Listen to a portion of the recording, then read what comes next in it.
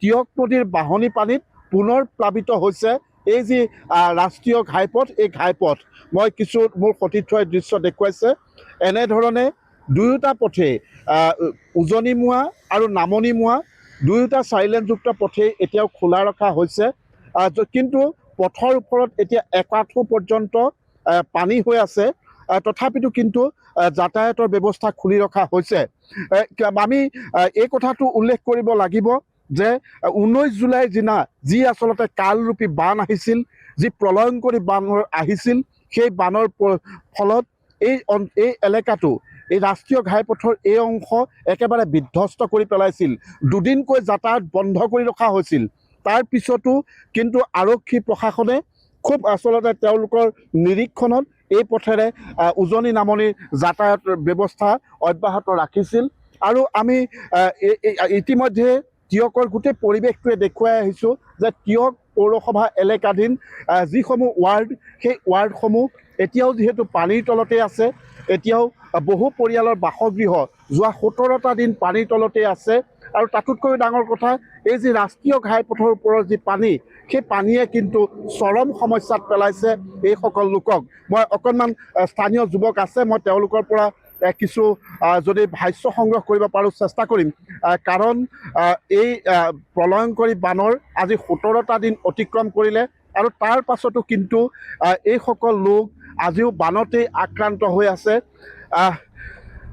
এই পৰিৱেশটো মোৰ সতীৰ্থই দেখুৱাই আছে। প্ৰায় আধা কিলোমিটাৰ পথ এতিয়াও পানীৰ তলতে আছে। চাওক, সেই দৃশ্য চাওক, দুয়োটা উপপথ সম্পূৰ্ণৰূপে বন্ধ হৈ আছে। উপপথেৰে কোনো লোক যাতায়াত কৰিব নোৱাৰে, অহা যোৱা কৰিব নোৱাৰে। দুয়োটা উপপথতে এককাল পৰ্যন্ত পানী আৰু আন মূল পথ দুটাৰ খোলা অংশৰে এতিয়া যাতায়াত অব্যাহত ৰাখিছে। আৰু যদি এই মুহূৰ্তত পানী কিছু স্থিৰতা আহিছে বুলি স্থানীয় লোকসকলে জনাইছে যে জলস্তৰ পুৱাৰ পৰা স্থিৰতা আহিছে, বৃদ্ধি পোৱা নাই। কিন্তু যদি আকৌ নাগালেণ্ডত পাহাৰত যদি বৰষুণ দিয়ে, তেতিয়া আকৌ সেই 19 জুলাই সেই নিশাটোৰ দৰে এই পৰিৱেশ সূচনা হ'ব। আমি সেই কথাটো অৱগত কৰিব পাৰোঁ। কাৰণ বৰষুণ দিলে এতিয়া যিসকল লোক, সেই সকলো বানাক্ৰান্ত লোক, এই লোকসকল কিন্তু এতিয়া শংকিত হৈ পৰে যে এজাক বৰষুণ দিলে যেন তেওঁলোকৰ ঘৰত পুনৰ পানী সোমাব বা যাতায়াত বন্ধ হৈ যাব। এনে ধৰণৰ আচলতে চিন্তাবোৰে তেওঁলোক সকলোকে শংকিত কৰি তোলে। যিহেতু পানী বাঢ়িয়ে আছে, আজি নিশাটো বাঢ়িলে আকৌ ৰাষ্ট্ৰীয় ঘাইপথ ডুবিলে। কি ক'ব? এনেধৰণে আজি 17টা দিন আকৌ যদি পানী বাঢ়ে, ৰাষ্ট্ৰীয় ঘাইপথ এইবাৰ আকৌ বন্ধ হৈ যাব। হয় চাওক, পূৰ্বতে টিয়কৰ যি হাটীচিঙা ৰাষ্ট্ৰীয় ঘাইপথ, এই ৰাষ্ট্ৰীয় ঘাইপথত পানী উঠা আমি দেখা নাছিলোঁ। আমি যেতিয়া টিয়কৰ যে ৰাষ্ট্ৰীয় ঘাইপথ চাৰিলেনযুক্ত ৰাষ্ট্ৰীয় ঘাইপথলৈ সম্প্ৰসাৰণ কৰা হ'ল, সেই সম্প্ৰসাৰণ কৰাৰ সময়ত বিভিন্ন নিৰ্মাণকাৰী সংস্থা আছিল। সেই নিৰ্মাণকাৰী সংস্থাবোৰক আমি টিয়কৰ যিসমূহ অঞ্চল আছিল, সেই অঞ্চলসমূহৰ ওপৰত তেওঁলোকক আমি দৃষ্টি নিক্ষেপ কৰাইছিলোঁ। কিন্তু তেওঁলোকে নিজৰ মৰ্মতাৰে এই কামসমূহ তেওঁলোকে সম্পাদন কৰি গ'ল।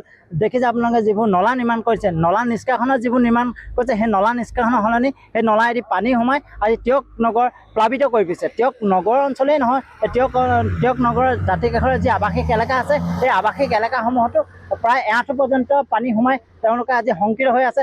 বিভিন্ন লোক শিবিৰত থাকিবলগীয়া এটা পৰিৱেশৰ সৃষ্টি হৈছে। আমি টিয়ক নগৰ হিচাপে আমি গৌৰৱ কৰিম, কিন্তু নগৰ নহয়, এতিয়া টিয়ক সাগৰ হিচাপে আমি এতিয়া ক'বলৈ আমি বাধ্য হৈছোঁ।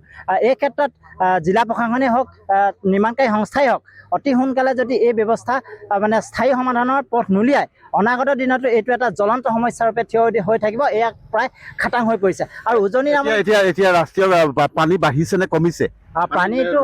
পানীটো ক্ৰমান্বয়ে এতিয়া আমি বাঢ়ি অহা দেখি আহিছোঁ।